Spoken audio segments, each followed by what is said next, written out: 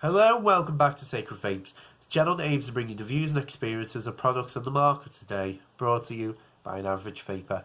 Now, this week I'm rolling the pod series back, going back to a simpler device. It's something that you've definitely heard of the name, you may not have used it, though. It's this, the JUUL. Now I'll give you a little bit of a history lesson on this before we start. Now, JUUL started out as Pax Labs. They were backed by a Japanese tobacco company for many years, making a loose leaf tobacco vaporizer.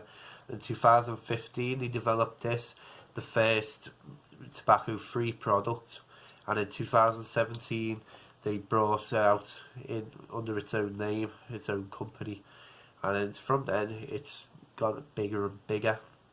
They were in the news recently because they've now been invested in by a tobacco company. So, quite a controversial device. As of November, they owned 72% of the market in America, which is absolutely ridiculous amount. You know, to put into perspective, it's almost like, say there's 10 million vapors in the UK. That's almost like, 7 million people owning a drag. You know, it's a ridiculous amount for the amount of business they do over there, and now they're coming out into the UK. They were once called the Apple of vaping, but are they? Before we start, let's give her a vape.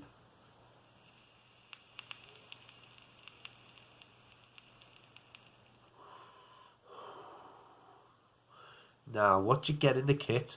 Now, I got a free starter kit from them with a voucher. So what you get the JUUL device, as you can see, and you get 4 of these pods in 4 different flavours. There's creme, tobacco, mango, which is what this is, and I can't remember what the other one was called now. I think it's menthol. I haven't used it yet. So yeah, what it normally is, it gives out about, on average, about 8 watts of a vape. The battery is only about 370 internal battery. It's charged via USB. It comes with a USB connector to plug into a computer to charge it up. What this seems to come with as well, it's an automatic draw system.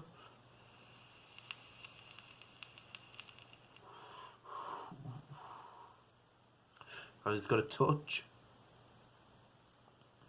As you can see, touch it a couple of times, tells you what the battery level is, which green means it's almost full.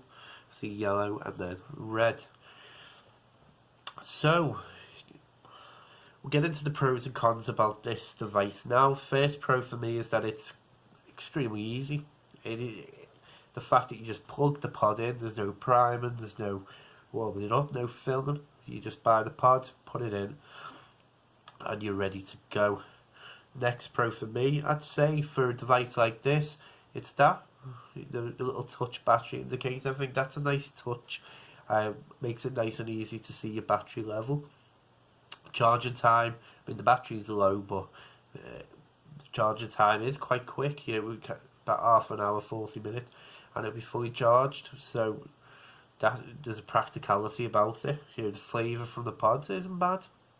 You know, I'm not expecting influx of different flavours, but this has been the mango one.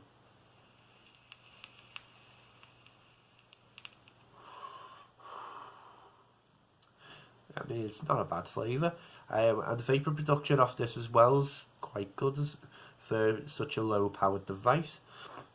Cons for me, there isn't any in the conventional sense. You know, there's not like a really fault it on. I mean, it's really lightweight, something you can throw in your pocket and not worry about. I have seen references online to pods leaking, but I'm guessing that's just a manufacturing fault, especially because I'm imagining I'm mass producing these pods for 72% of the market. So yeah, I mean, it's a quick rundown of the JUUL. There's not much to talk about. So we'll get into the overall now, and you can see why I'm struggling for pros and cons.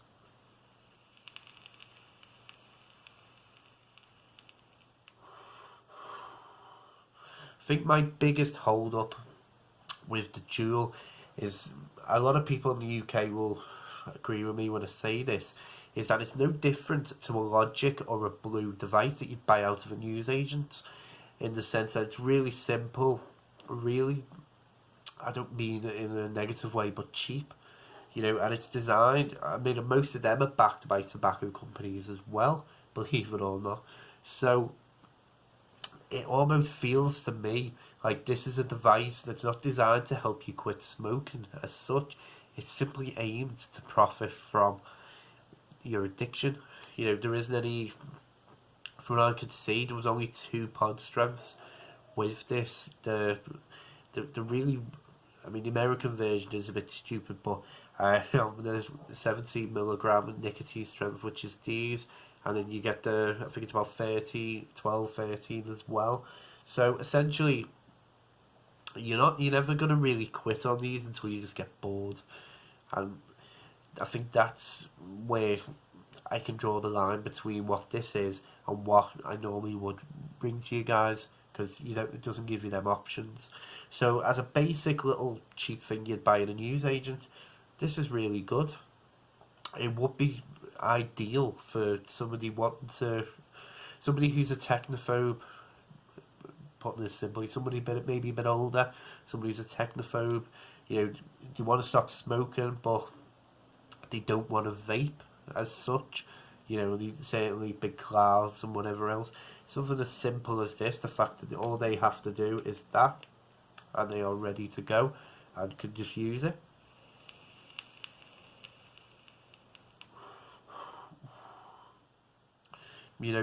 That's who it's going to be aimed at. It's, when I said before they were called the Apple of vaping, realistically, just dropped the tank on the floor. Look at this. This is a 7mm capacity, 1300 mAh battery. You can coil life for 3 months. All you've got to do is change the cotton, and then you've got that. You know what I mean? It's cheap plastic device, and I think that's where the biggest hold-up I have with JUUL is, because for the right person, obviously JUUL is going to be really good for them. But I've seen shops trying to sell these kits for about £30. They're really not worth it. They really are just something nice and simple, and yeah, it's not for a vapor. It's for somebody who just wants to stop smoking and wants something as simple as that. Other than that, would I recommend buying it? No. Buy it for your mum or dad or grandparents or auntie and uncle who just want something simple. Then yeah, it'd be great for them, but yeah, it's not worth. If you're paying anything above like about £15 for this, I don't think it's worth it. But yeah, short and sweet video for the JUUL there. Next week, I'm going to roll it back up to another, what I'd call a basic pod system. It's going to be the E-Leaf Elven. I have to crack that out. I've started using that. So, be interested to review that. As always, I appreciate you watching these videos. I also always say, stay safe.